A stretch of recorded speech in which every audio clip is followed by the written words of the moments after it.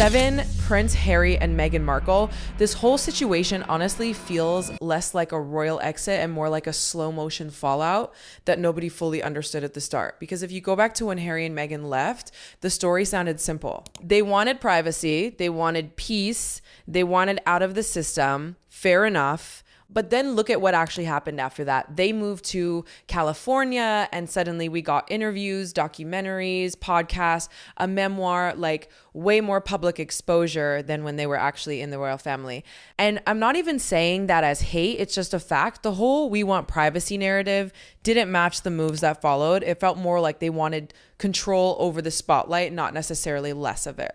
And this is where it gets interesting. Because people keep asking, did the palace plan something here? Did they just sit back and let Harry and Meghan walk into a situation where they slowly lost their relevance inside the royal system? Honestly, I don't think this was some dramatic trap like people imagine. It's more subtle than that. The monarchy doesn't need to set traps. It just follows its own rules and weights. That's the part Meghan especially seemed to underestimate. This isn't Hollywood. You don't rewrite the script just because you have influence or public support. The royal family runs on structure, history, and paperwork.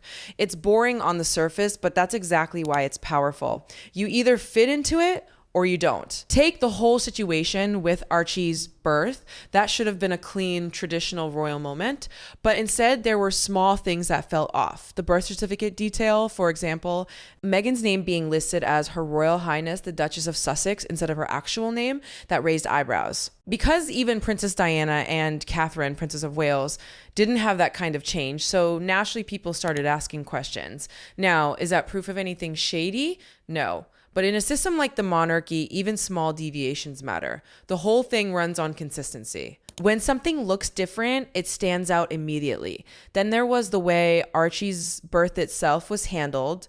No traditional hospital steps, no standard public presentation, no clear medical confirmation like we've seen with other royal births. Again, not illegal, not wrong, just different. And when you combine different with a system that values tradition above everything, it creates distance. And the palace didn't rush in to clarify anything either. That's what stood out to me. They stayed quiet. And that silence, it let all the speculation grow on its own. Whether that was intentional or not, it worked in their favor. Because slowly, without any big announcement, Archie started feeling less like a central royal figure and more like someone on the edge of that system.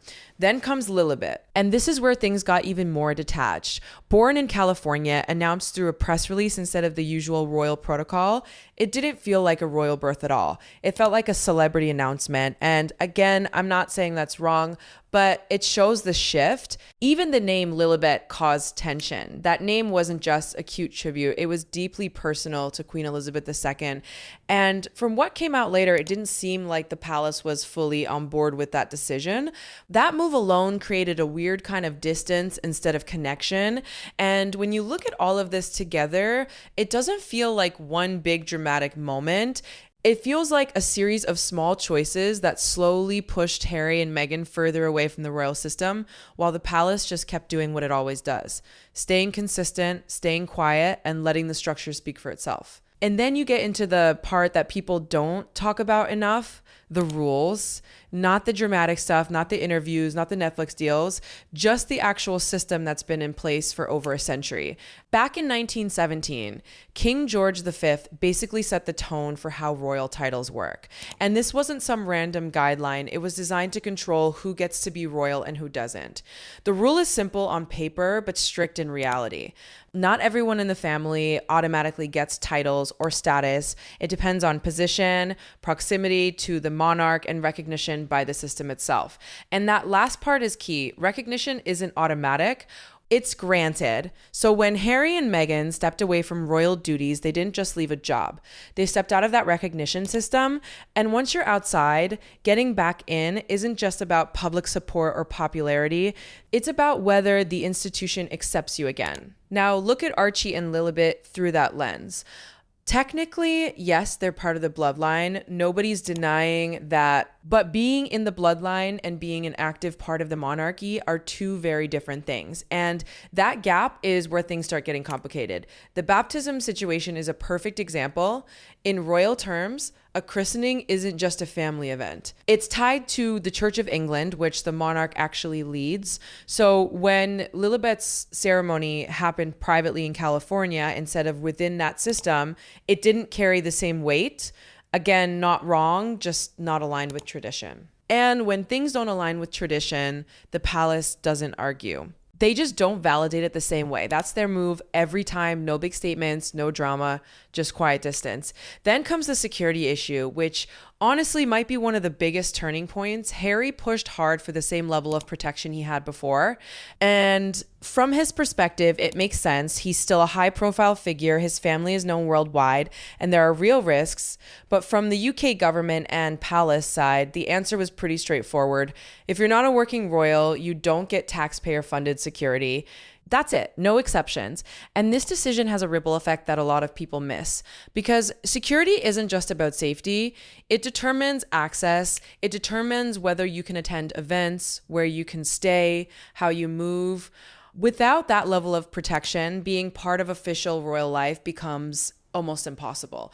So even if Archie and Lilibet wanted to step into that world later, the structure around them makes it extremely difficult. They're not positioned like Prince George of Wales, Princess Charlotte of Wales, or Prince Louis of Wales. Those kids are growing up inside the system. Archie and Lilibet are growing up completely outside it.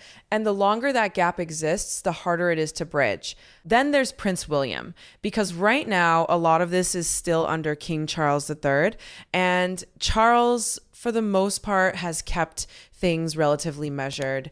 But William, the reports about his stance are very different. From everything that's come out, William isn't interested in maintaining this middle ground. He sees the monarchy as something that needs to be protected long term, especially for his own kids. And from that perspective, the Sussex situation isn't just a family issue. It's a structural risk because if one branch of the family is out there building a brand, doing interviews, sharing internal details, it creates a version of the monarchy that the palace doesn't control. And that's something they avoid at all costs. So instead of reacting emotionally, the palace just keeps tightening the framework. No extra privileges, no special exceptions, no bending of rules. And over time, that creates a very clear separation without ever needing to officially announce it. That's why this whole trap idea feels a bit off to me. It wasn't about setting them up. It was about letting them operate freely and knowing that the system itself would eventually draw the line. And now you're starting to see the long-term effect of all this play out in real time. Because at some point, it stops being about Harry and Meghan as individuals and starts becoming about what their position actually is in the bigger picture. And honestly, right now, they sit in a weird middle zone. Not fully royal, not fully disconnected either. They've built a life in California. They've got money, influence, connections. No one's denying that. But the thing that gave their story weight in the first place was the royal link. And the more distance grows between them and that system, the more that weight starts fading. You can already see it. The public interest isn't as intense as it was during the Oprah interview or when Harry dropped Spare. It's still there, but it's not dominating conversations the same way. And I think that's exactly how the palace operates. They don't shut people down loudly. They just let time do the job. Look at what happened with Frogmore Cottage. That wasn't just about a house. That was their last real physical connection to the UK as a base. Once that was gone, it sent a clear message without anyone needing to explain it. If you don't have a place here, you're not really part of the day-to-day structure anymore. And again, no dramatic statement from Buckingham Palace, just a quiet decision that changes everything. Now think about Archie and Lilibet growing up in this situation. On paper, they have royal titles. In reality, they're being raised completely outside that environment. They're not attending royal events. They're not building relationships inside the institution. They're not part of the routine that shapes royal identity. So what happens when they're older? That's the real question. Because imagine growing up hearing that you're a prince or princess, but your life looks nothing like the version people associate with that. You're in California, not London. Your world is celebrity culture, not royal duty. That gap is going to become more obvious the older they get. And I'll be real, I don't think the palace needs to erase them like some people claim. That sounds way too dramatic. What's actually happening is much simpler They're being sidelined by default. The system is moving forward without them. When Prince William eventually becomes king, his focus is going to be tight, his kids, his direct line, a smaller monarchy. That's been the direction for years now. So where do Harry's kids fit into that? Realistically, they don't play a major role, and that's not even personal. That's just how the structure is designed. At the same time, Harry and Meghan are trying to build something on their own terms, and you can respect that. They wanted control, they wanted independence, and they got it. But independence comes with trade-offs. You don't get to keep every privilege from the system you walked away from. So when people say, did they win or lose? I think that's the wrong way to look at it. They chose a different path, and that path naturally comes with distance from the monarchy. It's not a punishment. It's just how the system works. The only part that actually feels complicated is the kids, because they didn't choose any of this. They're just growing up in the outcome of decisions made before they could even understand what was happening.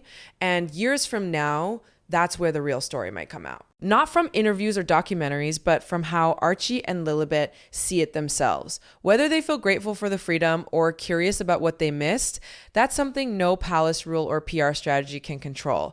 But one thing is pretty clear right now. The monarchy didn't need to fight Harry and Meghan. It just kept moving forward, and